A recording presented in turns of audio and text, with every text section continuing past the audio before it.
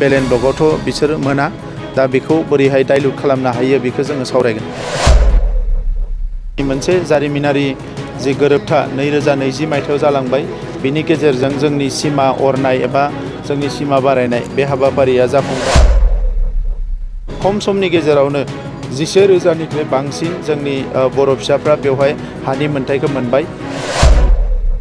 गुसुं समनि गेजेरावनो सनितपुर बिश्वनाथआव जिखिनि हानि जेंना दङ बेखौ जोङो थाबैनो सुस्रांनो हागोन।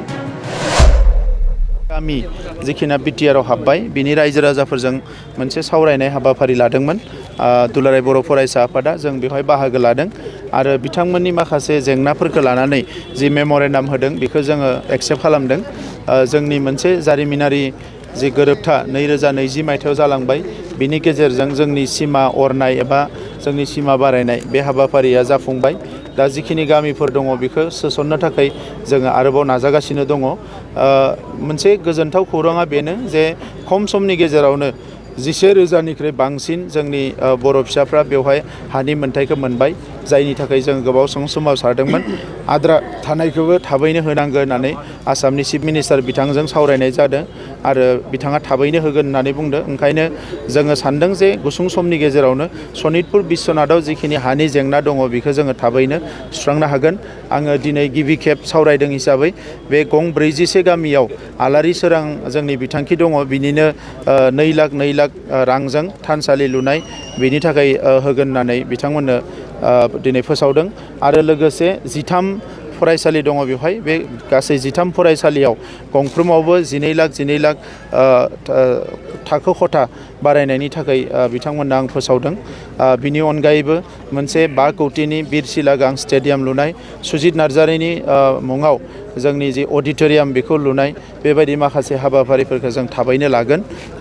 सनितपुर बिश्वनाथ सिमलुगुरिसिम जोंनि गामि सिमा बारायनायनि जि थांखि बेखौ मोगथाङाव महर होनो थाखाय बिटिआर सरकारनि फारसेनिफ्राय जोङो जोंनि माहारि आफादफोरजों लोगो नांनानै अरायसम नाजालांबाय थागोन आरो बेखौ बड'फा उपेन्द्रनाथ ब्रह्मनि जि सिमां बेखौ मोगथाङाव महर होनो थाखाय जों मालाबाबो फासयनानै थानाय नङा। आं सनितपुर जिल्लानि रायजो राजाफोरखौ साबायखर बावदों जे बिथांमोना धैर्य सहकारे बेसेबा गोबाव बर'नि सोमावसारनायाव अरायसम मदद होबोबाय थादों। बे ओनसोलनि जेसेबां मुंख्लं दङ बे मुंख्लंफोरनिसिम आंनि गोसो गोरबोनि सिबिनायखौ बावहरदों। फैबाय थानाय समाव जाहाथे बे मोननै जिल्लायाबो बिटिआरनि 4 जिल्लाजों लोगोसे समान समान जौगालांनो हायो, बिनि थाखाय जों खामानि मावगोन। सार, हानि बेलायाव माखासे वाइल्ड लाइफआ बियो बिनि आयेना जोबोद गोरा, नाथाय बेवहाय वाइल्ड लाइफनि जि एक्जिस्टेन्सआ गैला।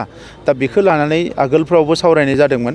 दा बेवहाय अल्टारनेटिभ माबाफोर लामा ओंखारो नामा बेफोरखौ नायगासिनो दङ। आं मिजिं थियो माबा नङा माबा मोनसे लामा ओंखारगोन बे ओनसोलनि हानि जेंनाखौबो सुस्रांनो थाखाय। सार, बालिपारायाव जे नुदों ट्राइबेल बेलेन ब्लकनि आन्दाराव जिथु गरखा बेफोरो माखासे सानब्रबनानै मावनाय खामानि होननानै आं सानो। दा बेखौ जोंनि माखासे MLA फोर दङ, बिथांमोना माखासे कुइसन खालामनो हागोन एसेमब्लियाव। दा नंखायनो बेखौ मानि थाखाय होदों, मा जुक्तियाव होदों जों बेखौ सावरायगोन। मानोना बेवहाय बेलेन ब्लकआवथ' बिसोर मोना, दा बेखौ बोरैहाय डाइल्युट खालामनो हायो बेखौ जोङो सावरायगोन। सार, दैमारिसानि सोमोन्दै बिथांनि जि बेलाव बरननाय बेखौ लानानै जोङो फुल्लि खामानि मावबाय थादों।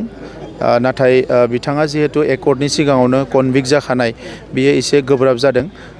बावैसो जोङो एबसुनि आफादगिरि दिपेन बर' NDPनि बारग' गाहाय नेहाथारि बिथांमोनजों जों जयै हम मिनिस्टारजों रायज्लायहैदोंमोन आरो बेवहाय बिथाङा माबा मोनसे लामा बरननो थाखाय जोंनो खोथा होदोंमोन। नाथाय दा बिसायख'थिया फोसावजाबाय। दा बिसायख'थिनि जोबनाय लोगो लोगोनो जों फिन खेबसेबाव भारतनि हम मिनिस्टार बिथांजों सावरायगोन, जाहाथे बिथांमोनखौ बरननायनि थाखाय मायबा नङा माबा मोनसे मोजां लामा बरननानै जों साक्सेस जानो हायो, बिनि थाखाय जोङो खामानि मावगोन। सार, दासिमहालागै जायफोरा बिटिआरआव सोसनजानाय जायाखै बिथांमोना बेखौ लानानै जिंगासिनानै दं जे फैबाय थानाय बिटिआर बिसायख'थियाव बिथांमोना बाहागो लाफानो हागोन ना हाया, बेखौ लानानै गोबां गोनो गोथो जानानै दं। बेखौ लानानै जों नैबे बिसायख'थिनि उनाव जोबोद गोख्रोङै खामानि मावगोन। मानोना जोंहा प्राय 1.5 बोसोरसो जोंनि आखायाव मोनबावगोन। दा बेखिनि समाव जोङो गोख्रोङै खामानि मावगोन आरो जों नाजागोन कि नेक्स्ट जि बिटिआर इलेक्सन जागोन बेवहाय बिथांमोनाबो बाहागो लानो हायो। सार, दिनै नोंथाङा बेयाव बाहागो लाफैनायजों लोगोसे दिनै गोबां बेवहाय खामानि मावदों जोङो मोनसे थानसालिनि थाखाय अन्थाइ खाम्फा गायसनदों अलरेडि 25 लाख सेंसन जाबाय फरायसालिनि थाखायबो जोङो खाम्फा गायसनदों बे फरायसालि लुनायनि थाखाय आरो लोगोसे माखासे गोदान गोदान स्किम्सफोर जिखौ जोङो बड'लेण्डआव दा मावगासिनो दङ बे स्किमफोरखौ फोसावदों आरो बेखौ जोङो बेवहाय मोनफा मोनफा मावलांबाय थागोन।